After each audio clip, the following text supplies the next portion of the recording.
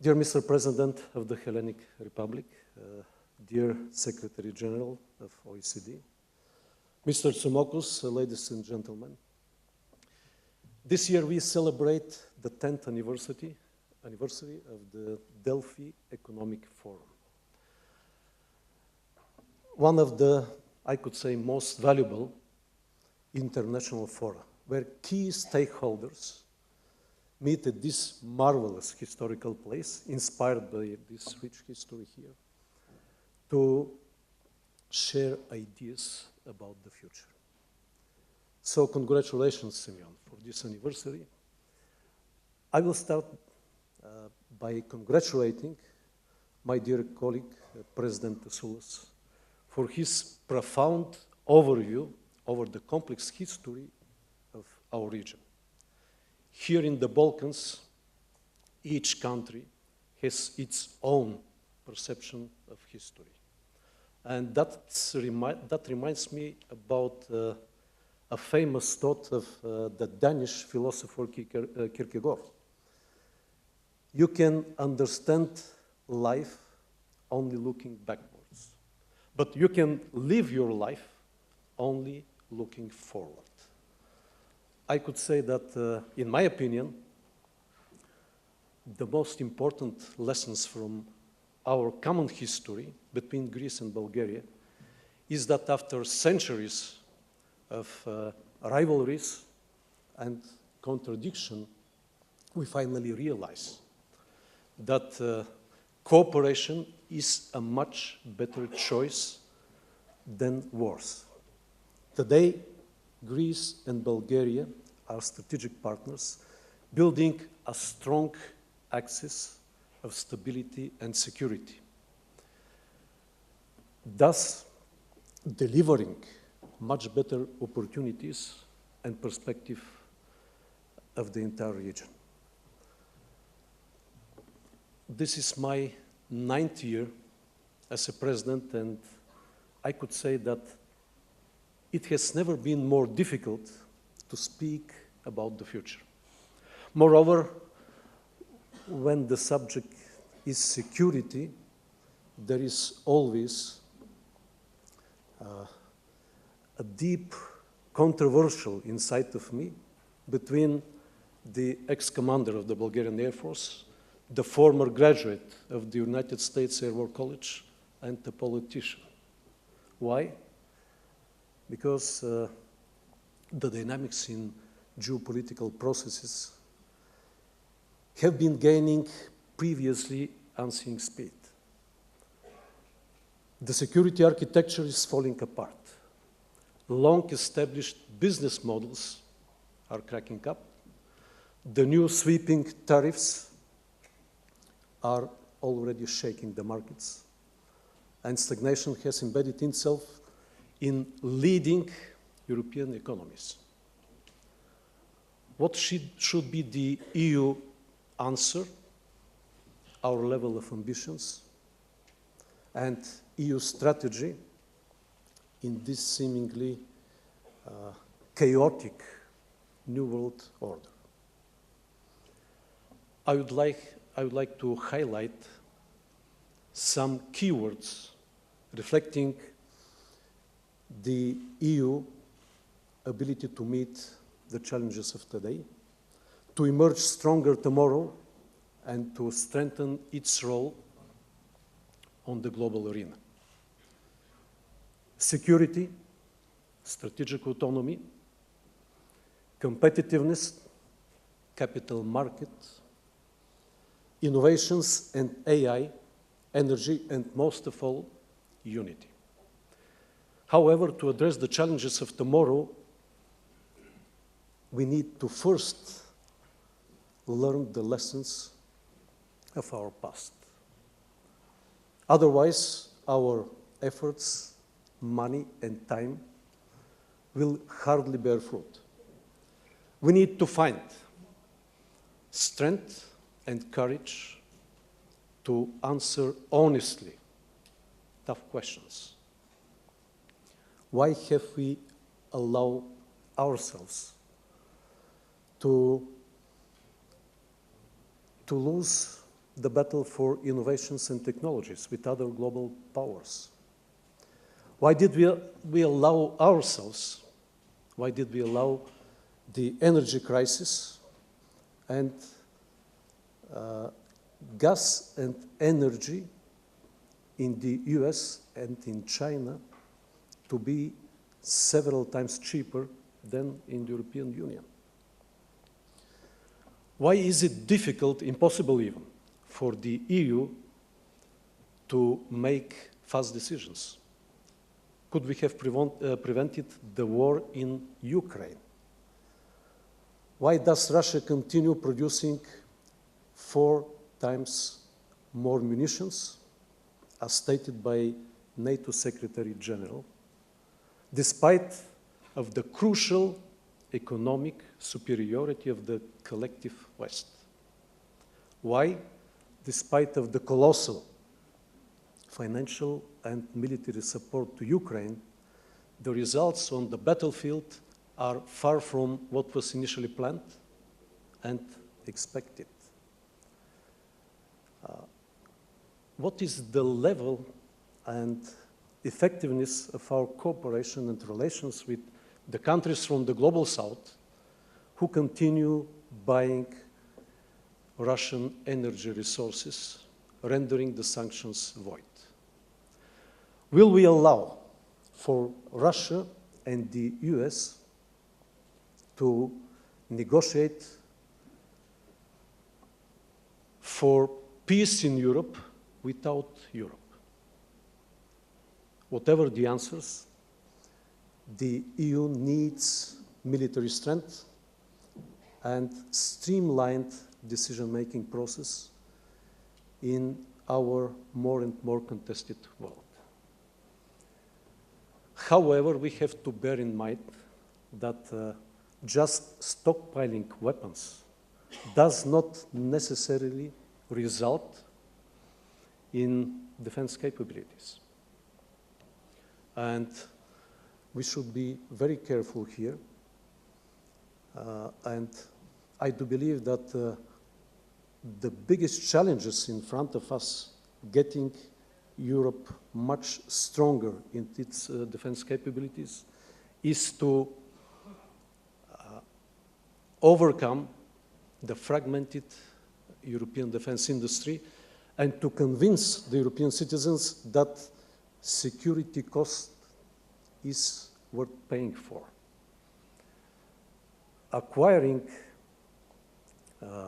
strategic autonomy and the necessary level of the common European defense will take a lot of money and efforts. First of all, we must have a clear political vision and a common defense strategy. It is obvious that our security will continue to be dependent on transatlantic relations, which need to be sustained and further developed. Our common task today is to stop the bloodshed in Ukraine and to pave the way to sustainable peace, harnessing finally the power of diplomacy and not losing historical time any further. The outcome of our efforts will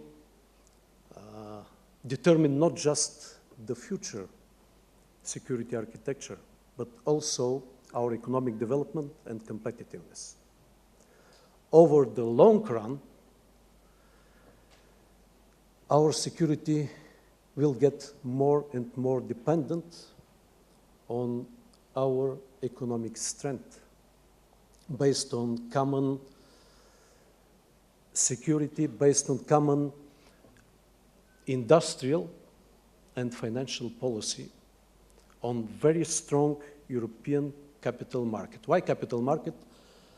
I remember at COP29 in Baku last November, I had a very interesting talk with Kristalina Georgieva, she's Bulgarian, the managing director of IMF, on the differences between the US and EU economy's dynamics. In her opinion, the European capital market is small, fragile, and fragmented. And our money is concentrated mainly in banks, where they are safe but lazy. Whereas in the United States, the financial resources are mainly concentrated in strong capital markets, thus increasing the risk, but dynamism and technology innovations within this process are much greater. So we need to take a strong lessons learned from this. Another pillar contributing to our strategic autonomy is energy security and diversification. And Bulgaria and Greece continue setting a strong example of very successful strategic cooperation in these very important areas. The gas interconnector, which we launched in 2022. The floating LNG terminal in Alexandroupolis, we are shareholders by 20%, Bulgaria. The power grid between Nea Santa and Maritz, the vertical gas corridor. In fact, last week we started the construction works on our territory. All these projects, they contribute to the energy security and diversification, not just to our two countries, but to our allies and partners, north to Romania, Moldova, Ukraine, Hungary, Serbia, Austria, Slovakia, and other countries. C2C, multimodal transport corridor, oil pipeline between Alexandroupolis and Burgas. They will further contribute to our strategic cooperation. But there are many other new areas we can successfully cooperate, demanding especially the future technologies to be harnessed, like renewable energy production and storage. There is plenty of sun, not today, in Greece, and huge high mountain water dams in Bulgaria, extremely suitable for pump storage power plants, which can accommodate and store huge amount of green energy.